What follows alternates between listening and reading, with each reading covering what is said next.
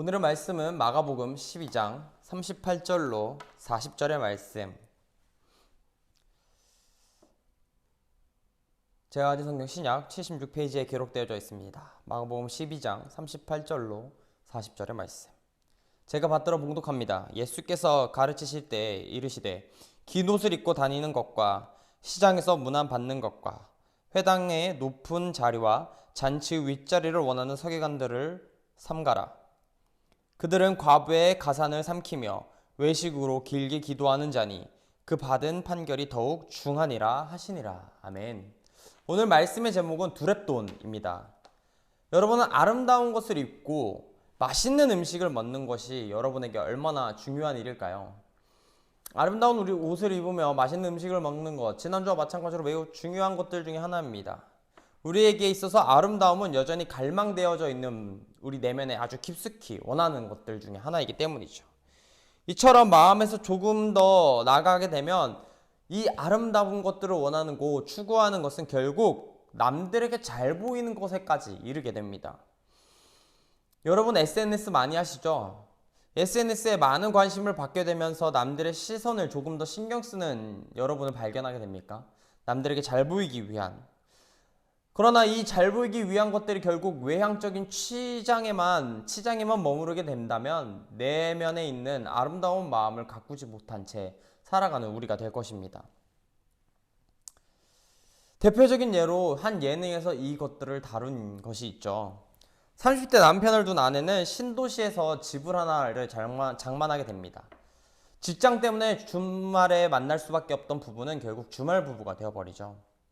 그래서 아내는 엄마들을 자주 만날 일이 있었는데 이 엄마들을 만나는 모임에서 이 아내가 SNS를 유독 잘한다는 걸 알았던지 많은 이들이 SNS를 조금 더 적극적으로 활용해 보라고 추천하게 됩니다. 그리고 이후로 아내는 약간의 허세글을 포함한 약간의 과장된 글을 사용하게 돼서 SNS의 팔로워 수가 급증하게 되고 많은 인기를 얻게 돼요. 아내는 게시글을 그래서 계속해서 올리기 위해 아픈 아이를 사용하는 등 조금 더 부정적인 방법을 사용해서 글을 작성하게 됩니다. 결국 이 여성은 가정에 파탄을 가져오게 되고 결국 SNS 공동구매 사기 등의 악행을 저지르게 됩니다. 돈이 부족했기 때문에 그렇죠. 결국 이 여성은 이혼을 하게 됐다며 SNS 생방송 라이브를 진행하게 되는데 이 또한 잘못된 동정표를 얻기 위한 사기 행각이었음이 드러나게 됩니다. 무엇이 그들을 이토록 처참하게 만들었던 것일까요? 우리는 얼마나 남들에게 잘 보이기 위해 살아가는가라는 생각을 한번 되돌아봐야만 합니다. 그리고 이 이야기 또한 그러한 행색과 현실을 잘 보여주고 있는 대표적인 예라고 할 수 있죠. 남들에게 잘 보이기 위해서 했던 이 모든 행동들이 나뿐만 아니라 내 이웃에게도, 내 주변에 가까운 사람들에게도 힘들게 하는 결론을 가져오게 됩니다. 오늘은 성경의 말씀을 통해서 이처럼 남들에게 보이기 위해 살아가는 것이 얼마나 잘못되고 있는지, 그리고 우리는 겉의 것을 중요하게 여기되 내 내면을 더욱더 중요하게 여겨야 되는 것이 무엇인지 한번 여러분과 살펴보고자 합니다. 본절부터 40절까지는 예수님의 마지막 대중설교입니다. 예수님은 유대 종교 지도자들의 수차례 논쟁을 마치시고 이제 마지막으로 대중들을 상대로 외식하는 유대 종교 지도자들에 대한 경계 및 그들의 어떠한 나쁜 점들이 무엇이 잘못되었는지를 정확하게 꼬집어주면서 그들에게 임할 화해에 대해서 이야기하고 계십니다.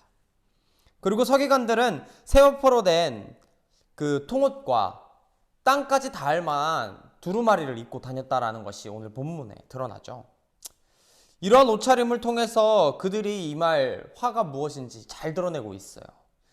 자신들의 경건을 자랑하려는 의도로 그 옷을 그렇게 길게 입었다라는 것이죠. 긴 옷은 율법의 말씀을 담은 경문을 크게 만들어 부착하고 있으며 일반인들과는 구별되게 옷 끝에다가 옷술을 달고 다녔는데 이는 그들이 얼마나 외식적인 부분을 강조하며 살아가는지를 보여주는 매우 단편적인 예입니다.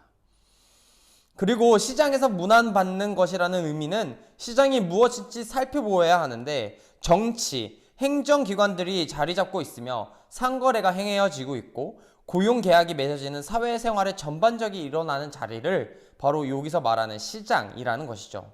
이와 같이 매우 공개적인 장소에서 문안받기를 좋아했다라는 것은 그들이 얼마나 남들의 눈치를 신경 쓰고 있는지를 알 수 있는 부분입니다. 이는 예수님의 가르침인 겸손함과 얼마나 대비되는지 또한 잘 보여주고 있는 부분이기도 하지요. 또한 회당의 자리, 높은 자리에 그리고 잔치의 윗자리가 말하고자 하는 것들은 그들이 얼마나 명예에 집착하고 있는지를 잘 보여주고 있는 것입니다. 명예를 중시하는 사람이 보이는 행동은 40절에서 얼마나 대조되는 이야기인지를 알 수 있습니다. 그들이 명예를 중시했음에도 불구하고 과부의 가산을 삼키는 자들이었습니다. 가부장적 사회였던 유대 사회에서 가장이 없는 과부는 고아들과도 마찬가지였으며 경제력을 잃어버린 대표적인 부류의 사람으로서 사회적으로 가장 보호받으며 보살핌을 받아야 할 대상임을 규정하고 있습니다. 그럼에도 불구하고 가장 율법을 신실히 지키고 남들보다 앞장서 그들의 권익을 보호해줘야 할 서기관들이 그런 과부들의 가산을 강제적으로 또는 교묘하게 취했다는 것은 지극히 반율법적인 행위이며 도저히 이해할 수 없는 행동들이었던 것입니다. 예수님은 이러한 도덕적이고 악질적인 서기관들의 만행을 대중 앞에서 이야기함으로써 스스로 경건한 척하며 남들에게 문안받기를 좋아하는 그리고 어디서나 항상 상석을 원했던 그들을 외식적인 모습을 대중들에게 폭로하며 주님은 나아갔습니다. 그러면 그들은 사람들 앞에서만 착한 척, 선한 척을 했던 것이냐? 아닙니다. 40절의 외식은 프로파시스라는 단어로서 경계, 외모, 탈 등의 번역되는 명사입니다.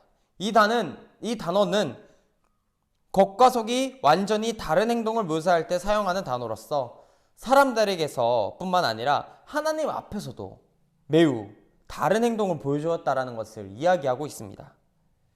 서기관들이 길게 기도하는 것은 그 기도의 모습을 지켜보는 사람들 앞에서 자신의 경건함을 자랑하기 위해 의도된 행동이었다라는 것이죠. 내가 얼마나 열심히 기도하고 있는지를 보라는 것처럼 내 기도는 매우 길게 너희들과 전혀 달라라는 것들을 보여주기 위해 기도했다라는 것입니다. 하지만 그런 궁극적으로 그러한 행동은 스스로를 속임으로써 하나님을 경히 여김 받게 하는 것이었습니다. 이들은 하나님을 경히 여김으로써 자신들의 명예를 채우기 위한 도구로 전략시킴을 하나님을 그러한 도구로 만들어버리는 행동을 보여주었다라는 것입니다. 이것만으로도 보아도 그들이 얼마나 잘못되었는지 세 가지가 드러납니다. 다른 사람들을 속임으로써 자신을 속였다는 것, 그리고 그 자신들을 속임으로써 내가 정당하다라는 것을 부유했다라는 것, 그리고 하나님의 이름에 먹칠을 했다라는 것. 우리는 가끔 열심히 기도하고 최선을 다해서 주님의 앞에 엎드려 절하려고 노력합니다. 하지만 외식하는 자들로서 우리는 기도하고 있지 않는지 되돌아보아야만 합니다. 이것은 남들에게 잘 보이기 위해서 기도하는 것일 수도 있지만 오히려 자신을 속이는 행동일 수도 있습니다. 나는 이만큼 기도했어. 오늘은 주님 앞에서 이만큼 엎드렸으니까 충분해 라고 이야기하는 것처럼 말입니다. 이 얼마나 자신을 속이는 행동입니까? 가장 무서운 행동은 남들을 속이는 것에 있기도 하지만 자신까지도 속여버리는 행동이 가장 무서운 행동입니다. 내가 이만큼 했으니 됐다라는 것은 그들 자기 자신을 속여버리는 것이죠. 그렇게 되다 보면 진정으로 내가 해야 할 행동이 무엇인지 잊어버리고 살아갈 때가 많이 있습니다.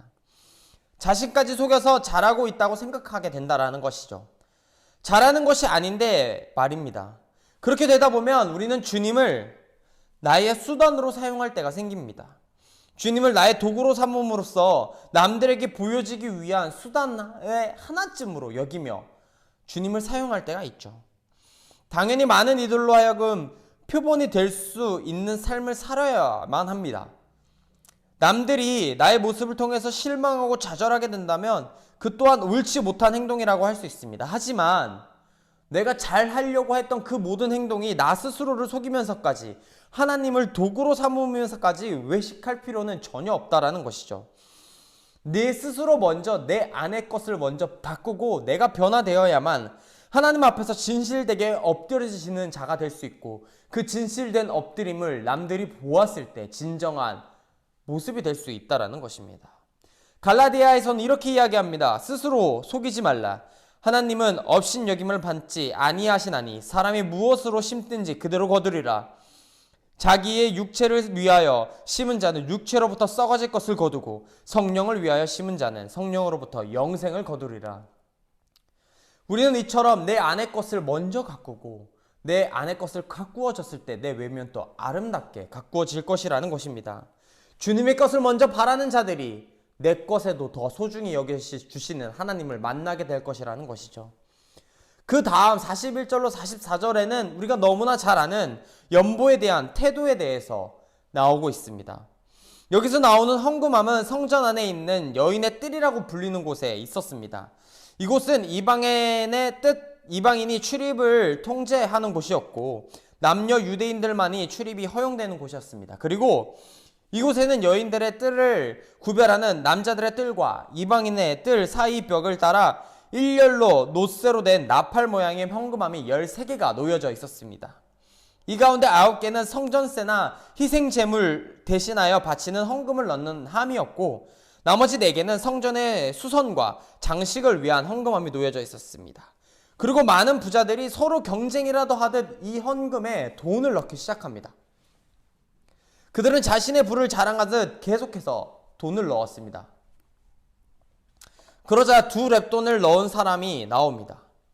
이 2렙돈이란 가격이 얼마나 가격이냐면요, 참새 2마리를 가격을 표시해 놓은 것이 바로 아사리온이라는 건데, 이 아사리온의 4분의 1밖에 되지 않는 매우 작은 돈이었다라는 것이죠. 여기서 넣다라는 표현은 부자들이 넣었다는 표현과 매우 달리 대조됩니다. 부자들은 돈을 계속해서 넣었어요. 한 번 넣고 2번 넣고 100번이고 계속 넣는 방식이 미완료 표현을 사용되었습니다. 넣었다라는 표현이. 거기에 반해 2렙돈을 넣었다는 표현은 과거형을 사용함으로써 한순간에 한 번만 있었던 동작을 행동함으로써 그 한 번의 행동이 끝임을 알려주는 것입니다.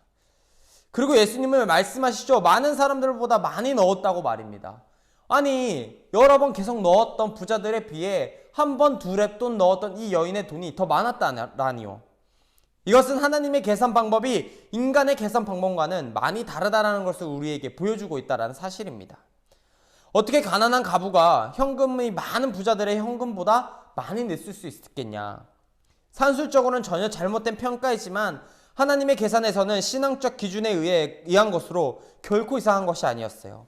가난한 가부는 헌금을 작으나 모든 소유 곧 생활비 전부를 드렸다는 것이며, 바로 이는 하나님께 대한 그 과부의 헌신의 정도를 드러내는 것입니다. 우리는 무엇을 주님께 드리고 있습니까? 외식하는 나의 모습? 혹은 보여주기 위한 나의 자세? 주님은 이러한 모습보다도 항상 나 자신의 모든 것을 드리기를 원하고 있습니다. 우리는 무엇을 중시하면서 살아가고 있습니까? 과연 우리는 무엇을 바라면서 살아가고 있는 것일까요? 우리가 중요시해야 할 것은 우리의 외형에 있지 않습니다. 우리가 가져야 할 자세는 우리의 본분에 충실해야 된다는 것입니다. 우리는 무엇보다도 주님을 사랑하는 마음으로 먼저 나아가야 합니다. 우리가 쉽사리 하지 못하는 것 중에 하나는 바로 우리의 온전한 마음을 주님께 드리는 것입니다. 남들이 바라보는 시선 때문에, 나의 직책과 나의 자리 때문에 우리는 무엇 하나 쉽게 주님께 모든 것을 내어드리지 못하고 있습니다. 더 이상 2렙돈을 가지고 있던 여인들처럼 더 이상 우리가 죽기 전의 심정으로 무엇을 내드리는 것처럼, 이 2렙돈을 가진 여인처럼 과연 우리는 무엇을 할 수 있을까요? 많은 것을 가졌다고 한들 다 드릴 수 있느냐? 그건 아닙니다. 온전히 다 가진 것을 드리는 자는 2렙돈의 여인도 아니며 많은 것을 가진 여인도 아니에요. 2렙돈을 가졌던 여인 또한 내 온전한 것을 다 드릴 수 있었느냐? 만약에 그 안에 주님이 계시지 않았다면, 갈급한 심령이 있지 않았다면 2렙돈을 가진 여인도 한 렙돈만 내면 내 한 렙돈을 가지고 먹을 것을 간구했겠죠. 이렇게 바라본다면 행복한 것은 돈을 많이 가졌다고 해서도 아니며 명예가 넘쳐서도 아닙니다. 바로 갈급한 심령이 있고 행복이 내 안에 있어야만 내 모든 것을 드릴 수 있는 것이죠. 행복은 내가 가지고 있는 것에서 온전히 나누고 베풀 때, 그리고 그렇게 살아나갈 때 얻어지는 것이며, 무엇보다 내가 사랑하는 사람들과 함께 나눌 수 있는 것이 생길 때 분명히 행복을 느끼고 우리는 기쁨을 느낄 것입니다. 여러분은 언제 행복해지십니까? 언제 만족하실 겁니까? 두 랩돈을 가졌다고 한들 한 랩돈만 주님께 드린다면 주님은 그것이 온전한 것이 아니라고 이야기하실 겁니다. 여러분에게 있어서 가지고 있는 것이 충분하십니까? 그래서 행복하십니까? 아닐 겁니다. 모든 것을 가지고 있다고 한들 내 안에 주님의 기쁨이 없다면 우리의 행복은 그저 겉으로 드러나는 외향적인 치장에 그치지 않는다라는 것이죠. 재물이 있는 곳에 우리의 마음에 있듯 온전히 주님께 내 모든 것을 내어드리는 여러분이 되시길 바랍니다. 한 주간 살아가시면서요, 내 안에 모든 것을 주님께 드리고 주님의 이웃들을 먼저 살피시며 한 번 또한 외식하는 것이 아니라 내면의 아름다움을 가꾸고 살아가시는 여러분이 되셔서요, 내가 가지고 있는 두 랩돈을 다 주님께 온전히 드리는 여러분이 되셔서 항상 주님의 빛과 소금의 역할을 감당하시는 여러분이 되시기를 간절히 바라고 기도하겠습니다. 다 같이 주기도문으로 예배를 마칩니다. 하늘에 계신 우리 아버지여, 이름이 거룩히 여김을 받으시오며 나라가 임하옵시며 뜻이 하늘에서 이루어진 것 같이 땅에서도 이루어지이다. 오늘 우리에게 일용할 양식을 주시옵고 우리가 우리에게 죄 지은 자를 사하여 준 것 같이 우리 죄를 사하여 주시옵고 우리를 시험에 들게 하지 마시옵고 다만 악에서 구하시옵소서. 대개 나라와 권세와 영광이 아버지께 영원히 있사옵나이다. 아멘.